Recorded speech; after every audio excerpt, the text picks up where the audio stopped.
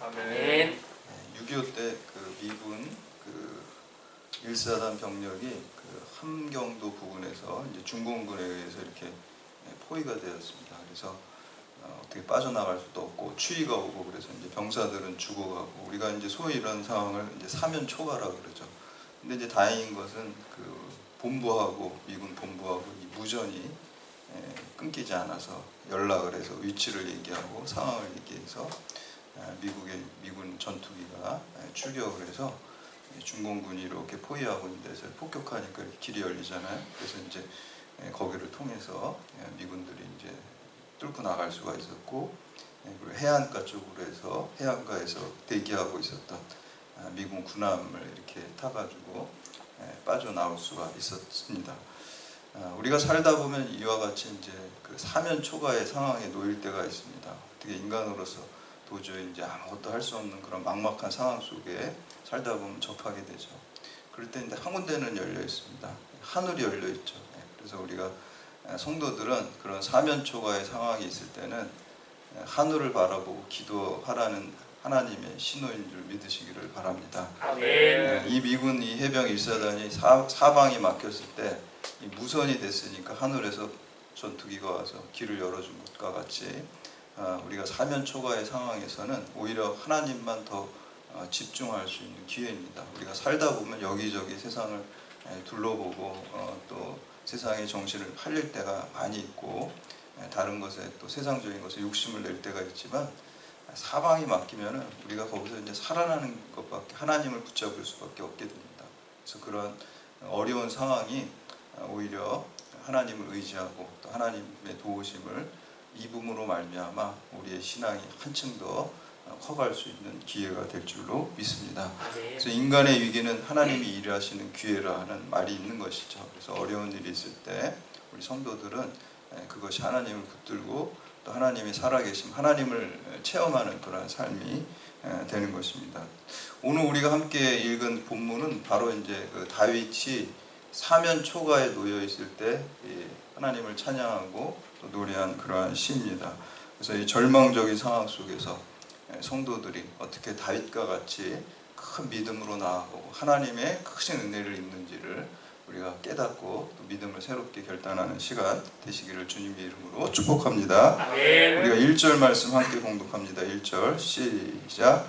내가 산을 향하여 눈을 들리라. 나의 도움이 어디서 올까? 아멘. 아멘. 시편 121편은 이 다윗이 사울왕에 쫓기면서 이렇게 지은 시입니다. 그러니까 당시에는 왕이 뭐 전제군주이기 때문에 왕이 법이잖아요. 뭐 사람 하나 죽이는 건 뭐 일도 아니고요.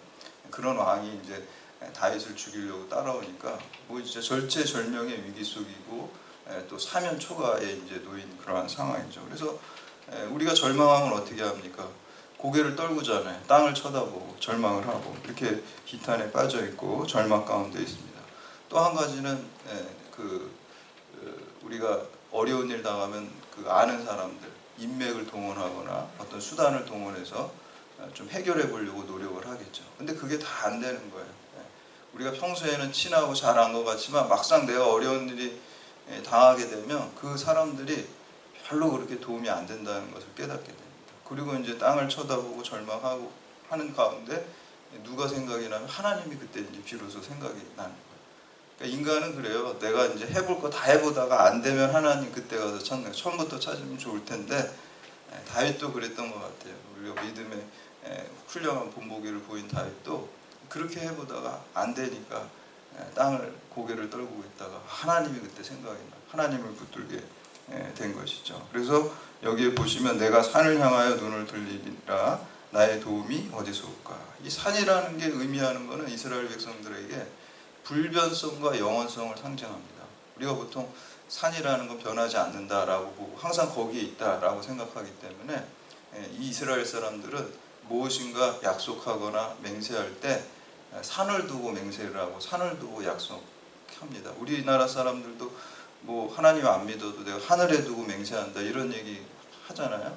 그런 것처럼 이스라엘 사람들은 내가 뭐 시온산을 두고 맹세할게, 뭐 무슨 그리심산을 두고 내가 약속할게 이렇게 이제 산을 얘기를 하고 있습니다. 그래서 산을 향하여 눈을 들리라. 이 현대를 사는 우리들에게 이 산은 무엇입니까? 이 돈이 될 수도 있고요, 권력이 될 수도 있고요, 우리가 뭐 영원하고 힘이 된다고 의지하는 것들이 다 산이라고 볼 수가 있습니다. 그런데 그러한 인간들이 의지하는 산이 별로 도움이 되지 않는다는 것이죠. 그래서 이제 비트겐슈타인이라는 그 철학자는 우리가 논리와 과학이 아무리 발달해도 인간의 근본 문제는 해결해 주지 못한다라고 그런 얘기를 했는데, 우리가 세상에 있는 것들이 도움이 될 것 같지만 인간의 궁극적인 문제, 근본적인 문제는 해결해 줄 수 없다라는 것입니다. 그러면서 이제 1절에 다윗은 나의 도움이 어디서 올까? 이제 이렇게 이제 한탄하고 있고 하나님을 다시 한번 생각하면서 이렇게 결론을 내리고 있습니다. 2절 말씀 우리 함께 봉독합니다. 시작. 나의 도움이 천지를 지으신 여호와에게서로다. 아멘. 사람으로부터 도움이 오는 게 아니라 하나님이 진짜 나의 산이 되시고 요새가 되시고 도움이 되신다라고 이렇게 얘기하고 있습니다. 결론이 너무 빨리 나왔어요. 그냥 2절에 벌써 결론이 나왔어요. 뒤에는 뭐랄까, 하나님을 찬양하는 거예요. 하나님으로부터 내가 도움이 되고 진정한 도움이 된다라고 이렇게 결론을 내리고 3절부터 8절까지는 그 하나님을 찬양하고 있습니다. 우리 3절 말씀 함께 봉독합니다. 3절 시작. 여호와께서 너를 실족하지 아니하시며 너를 지키시는 자가 졸지 아니하시리로다. 아멘. 하나님께서 너를 실족하게 하지 않는다라는 것은 그냥 도와주신다는 게 아니라 하나님이 우리를 일으켜줘서 우리가 걸을 수 있도록 우리를 붙들어 주신다. 그래서 삼국지에 보면 진인사 대천명이라는 말이 있어요. 인간적으로 할 수 있는 일을 최선을 다해서 한 다음에 그 결과나 그것들을 하늘에다가 이렇게 맡긴다라는 그런 정신이죠. 근데 여기도 뭐 인간을 하나님이 창조하실 때 이성을 주셨기 때문에 그 이성을 잘 개발을 하면, 잘 발달시키면은 하나님의 진리의 일부분을 얘기할 수가 있어요. 그래서 고전에도 인간의 이성을 잘 이렇게 개발해서 만든 거기 때문에 하나님의 부분적인 진리들이 얼마든지 있습니다. 그래서 이제 그런 진리를 말하는 게 있어요. 그래서 진인사 대천명, 그런 신앙이 우리에게 있어야 될 줄로 믿습니다. 아멘. 하나님께서 우리에게 어떤 달란트를 주시고 이성을 주시고 양심을 주셨는데 그거를 바르게 잘 우리가 세운 다음에 그리고 기도를 병행해야 될 줄로 믿습니다. 그래서 우리가 할 걸 다 한 다음에 하나님께 맡기고 기도해야지 아무것도 안 하고 그냥 하나님 다 해주세요 이렇게 하나님 하시지 않습니다. 하나님은 자연적인 것도 관리하시고 통치하시고 초자연적인 것도 통치하시는 분이기 때문에 우리가 자연적인 방법, 이성적인 방법, 양심적인 방법을 최선을 다하고 바르게 해야 됩니다. 그리고 기도를 병행할 때 하나님께서 우리를 붙들어 주시고 우리가 걸을 수 있게 해 주시는 것입니다. 그게 바로 여호와께서 너를 실족하지 아니하게 우리를 붙들어 주십니다. 최선을 다한 진인사 대천명의 신앙이 있어야 될 줄로 믿습니다. 아멘. 4절 말씀 함께 봉독합니다. 4절 시작. 이스라엘을 지키시는 자는 졸지도 아니하시고 주무시지도 아니하시리로다. 아멘. 아멘. 여기서 24시간 지키시는 하나님, 3절에서는 너를 지키시는 이라고 했는데 우리 4절에는 이스라엘을 지키시는 하나님. 그러니까 나라는 개인에서 이스라엘은 민족으로 이렇게 퍼쳐나가는 것을 볼 수가 있습니다. 기독교는요, 나만 구원받고 나만 복받는 종교가 아니에요. 신앙이 아니에요. 이것을 나한테 받은 복을 우리가 내가 속한 경찰대학으로, 대한민국으로, 또 열방으로 그거를 반드시 흘려야 되는 것이 사명이 될 줄로 믿습니다. 아멘. 그게 이제 중보사역이라고 하거든요. 근데 어떤 목사님은 중보기도라는 말씀은 안 된다라고 말하는 목사님도 제가 봤어요. 근데 왜 그런지 가만히 들어보니까 중보자는 예수님 한 분인데 어떻게 우리가 중보를 하냐고 이렇게 얘기를 하는데 무슨 말씀이신지는 알겠는데 우리가 중보기도할 때 내가 중보자라고 생각하는 건 아니잖아요. 예수님 한 분만이 중보자이시지만 그 일을 우리가 받아서 하는 거잖아요. 제자된 우리들이. 그렇죠? 우리가 중보라는 건 뭐예요? 예수님이 중보자 되셨다는 것은 하나님과 우리 사이에 인해서 죄로 단절되었는데 십자가를 통해서 우리가 하나님과 우리의 관계를 회복시켜 주는 것이죠. 그게 이제 중보자라는 것이고요. 라틴어로 폰티펙스라는 거예요. 제사장 역할을 하신 거죠. 예수님께서 중보자적인 제사장 역할. 제사장이라는 게 항상 하나님과 이스라엘 백성 사이에서 중재하는 역할을 제사장이 하는데 예수님께서 영원한 대제사장이 되셨잖아요. 십자가를 통해서. 그게 이제 중보자가 되시고 유일한 중보자는 이제 예수 그리스도입니다. 그렇기 때문에 우리가 예수 그리스도만 통해서만 구원받는다 이런 얘기를 하는 것이거든요. 그래서 중보자 되시는 예수님, 그리고 그 일을 오늘날 우리가 해야 되는 거예요. 그래서 믿지 않는 사람들은 예수님을 모르니까 우리가 그들을 예수님까지 인도를 해야 되는 거예요. 그리고 그렇게 하기 위해서 또 기도를 하는 겁니다.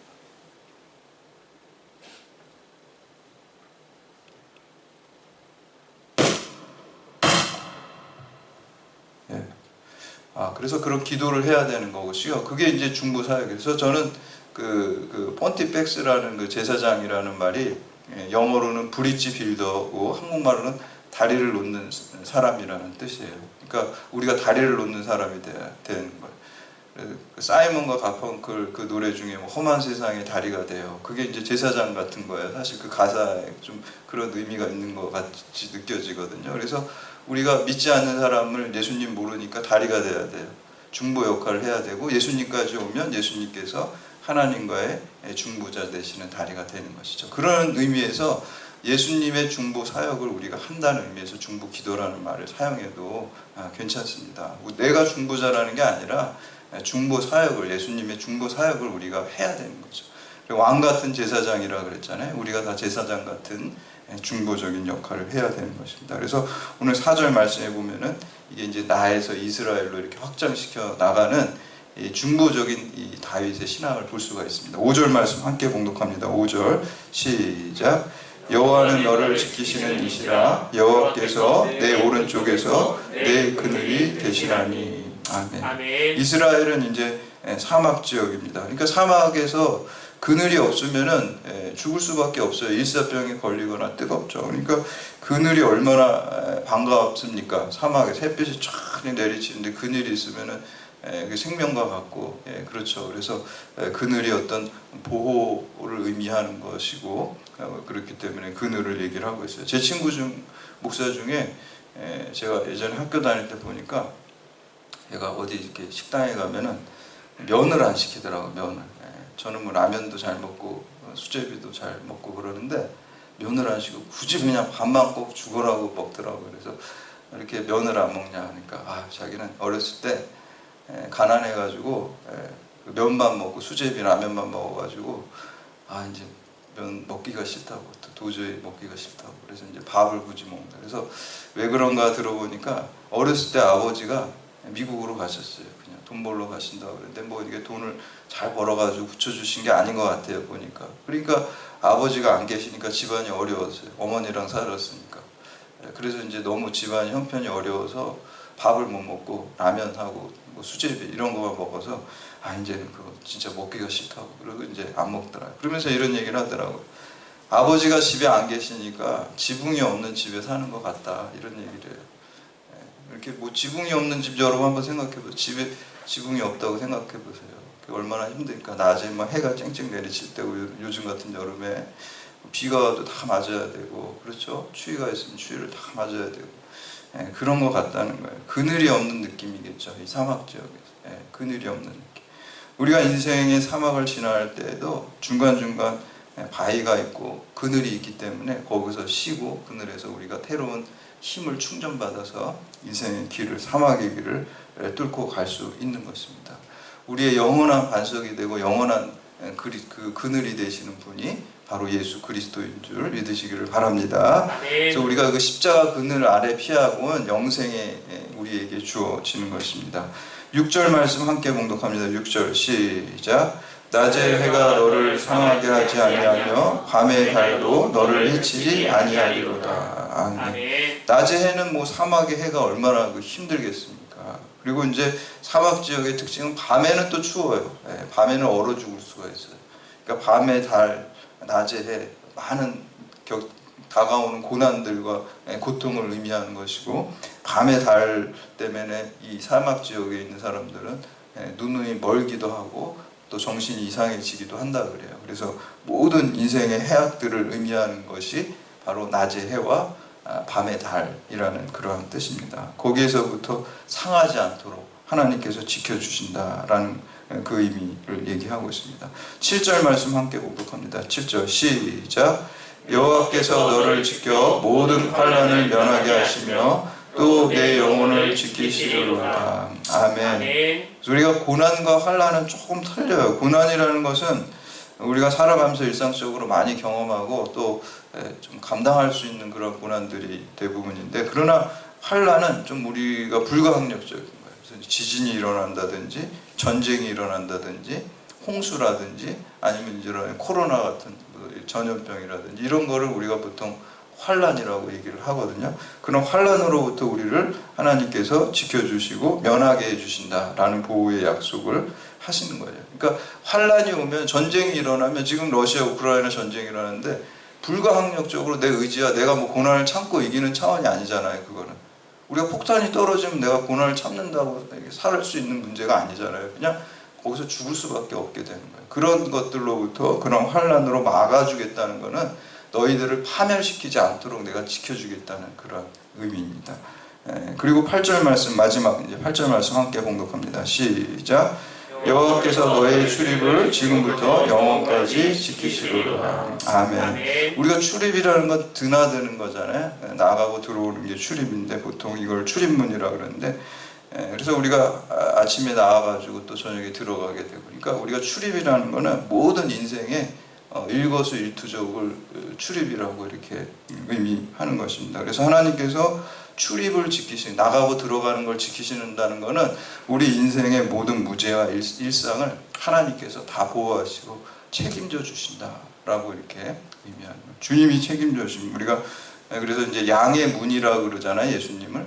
양의 문이라는 건 뭐예요? 그 목자가 아침이 되면 양들을 문에서 이렇게 열어주면 양들이 낮에 풀을 뜯고 밤에 이렇게 문으로 들어가죠. 그런 다음에 목자가 그 문에서 자는 거예요. 지켜요. 그러니까 맹수가 오지 않도록. 그러니까 양의 문, 예수 그리스도가 양의 문이 되신다는 것은 우리를 푸른 초장으로 인도하실 뿐만 아니라 또 보호해 주시고 지켜주시는 문이 되는 거예요. 그래서 우리가 양의 문 교회, 양문 교회 그런 거 많이 보게 되잖아요. 주님의 교회라는 거예요. 주님이 출입을 지켜주시는, 주님이 문이 되시는 거예요. 우리 양들의 문이 되신다는 의미를 갖고 있어요. 우리가 살다 보면 이렇게 어려운 일들을 당할 때가 많이 있습니다. 저도 이제 목사가 된다고 서원을 3번을 했어요. 5살 때 국민학 초등학교 6학년 때도 하고, 또 이제 고등학교 2학년 겨울방학 때 중염 그때 수술을 하면서 그때 산 제물로 드리겠다고 이렇게 서원하고 이제 신학 공부하고 그렇게 이제 하다가 방황도 이제 많이 하고 우여곡절 끝에 이제 목사가 됐어요. 그래서 목회를 나가서 목회를 하고 이제 개척교회를 하다가 안수받고 부목사, 이제 젊었을 때죠, 부목사 사역을 하는데 굉장히 힘들었어요. 지금 생각해 보면 제가 고생을 특별히 안 해가지고 하나님이 연단시킨 건데 그때는 너무 죽고 싶을 정도로 괴로웠어요. 그리고 원망하는 마음도 많았어요. 왜냐하면 아니 목사 이렇게 부르셔가지고 목사를 했는데 내가 순종하고 뭐가 이렇게 쫙쫙 내가 설교하면 쫙쫙 사람들이 은혜 받고 그 목회도 잘 되고 그래야 되는데 담임 목사님 너무 힘들게 하더라고. 우리가 소위 이제 갑질하는 그런, 너무 맨날 앉혀놓고 그냥 막 입이 또 거칠어가지고 진짜 언어적인 그런 폭력 같은 그런 걸 많이 당하면서 처음 경험해 보는 거예요, 태어나서. 그래서 그때 기도 많이 하게 되더라고요. 그게 이제 사면 초가인 거죠. 눈물로 그렇게 기도해 본 적이 없죠. 그때는 다 했던 것 같아요. 그래서 새벽마다 이렇게 기도를 많이 하는데, 근데 이제 그럴 때 초자연적인 음성을 많이 하나님께서 들려주시더라고요. 네가 힘들 때 내 말씀을 듣고 힘을 내라고 하나님이 주시는 것 같아요. 그래서 이제 어려운 때가 있으면 우리가 아까 사면초가 얘기한 것처럼 하늘을 바라보고 우리가 하늘 무조건 기도하는 거예요. 그럴 때 하나님께서 음성을 들려주실 줄 믿습니다. 그리고 그 음성을 들으면 우리가 일어나고요. 하나님께서 음성만 들려주시고 끝나는 게 아니라 길을, 또 새로운 길을, 아까 하늘에서 폭격기가 와서 길을 열어준 것처럼 살 길을 하나님께서 반드시 열어주십니다. 그래서 그런 어려움 가운데 굉장히 있을 때 그때 또 교회를 이렇게 나가라 그러더라고요, 그 담임 목사님이. 그래서 이제 알아보고 있었어요. 몇 달 기한을 주고 몇 달 안에 나가라 이렇게. 근데 잘 안 나가더라고요. 뭐 그냥 이력서 다 집어넣었어요. 뭐 모든 데다 그냥 나는 거 다 넣었는데 잘 안 되더라고. 힘들고. 그래서 이제 기도하면서 진짜 기도만 했죠. 그때는 좀 엄청 많이 했죠. 지금 지금 저는 뭐 집도 없고 돈도 없고 그러니까 당장 여기를 나가면 사는 게 막막해지고 그렇게 해서 이제 기도를 하는데 무릎 꿇고 기도하다 보니까 물집도 생길 정도로 그때 기도를 하고 그랬는데 어디를 집어넣는데 막 은혜 받고 그러니까 야 이제 여기 집어넣는데 이제 내가 이제 청빙 받아서 가는구나 이런 생각이 들겠죠. 막 하나님 음성 막 듣고 막 은혜 오고 막 은혜 충만하니까 근데 안 됐어요. 근데 이제 그때부터 그 은혜가 분노로 바뀌기 시작하는데 은혜 받은 만큼 분노로 다시 이제 하나님 원망하고 그때 어떤 깨달음을 얻었냐면 제가 기도해도 다 소용없구나 이런 깨달음을 그때 체험한 거예요. 그래서 우리 집사람한테 야 내가 기도 다 해봤는데 금식 기도 뭐 무슨 기도 다 해봤는데 다 소용없어. 기도 다 소용없어. 기도하지 마. 이렇게 이제 망언이죠. 망언을 그때 했어요. 확신에 차서 그것도 내가 해봤는데 다 소용없어. 그런데 이제 저희 집사람은 계속 기도를 하고 심야 기도 때 이렇게 기도를 하고 저도 이제 목사니까 이제 나갈 때까지는 해줘야 되니까 이제 심야 기도 금요 딱 끝나고 불을 다 꺼주고 성도들 기도하기 위해서 그때는 이제 그 찬양 테이프가 돌아가는 게 있어서 그걸 눌러주고 저는 그냥 바로 확 나가버린 거예요. 집으로 들어가 버렸죠. 저희 아내는 이제 계속 혼자 기도하면서 늦게까지 이제 지금 절박하니까 우리 애는 어떻게 길러야 하나님 우리 살려주세요 이렇게 기도를 했어요. 그런데 교인들은 다 나가고 혼자 늦게까지 기도하다가 이제 테이프 끄고 이제 올라와서 저한테 그러더라고요. 사택이 들어와서 아이고 그 소예배실에 그 테이프가 고장난 것 같다고. 왜 그러냐니까 곡이 다음 곡으로 넘어가야 되는 안 넘어가고 한곡만 계속 나온다. 그래서 그러냐고 무슨 곡이 나오냐니까 오늘 우리 시편 121편 하나님은 너를 지키시느냐 너의 우편에 그늘이 되시고 낮의 해와 밤의 달이 너를 상치 못하게 너의 출입을 영원토록 지키시리라. 그 찬양이 계속 나오더라고요. 그래서 제가 깜짝 놀랐어요. 그 테이프 이제 제가 넣었는데 거기 그 노래가 없어요.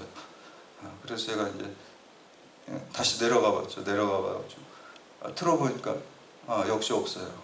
그래서 제가 야 이거는 찬양이 아니라 하나님의 음성이구나 이렇게 깨닫고 제가 이제 몇 달 동안 기도를 끊었거든요. 그때 이제 확신이 들어가지고 기도해도 소용없다.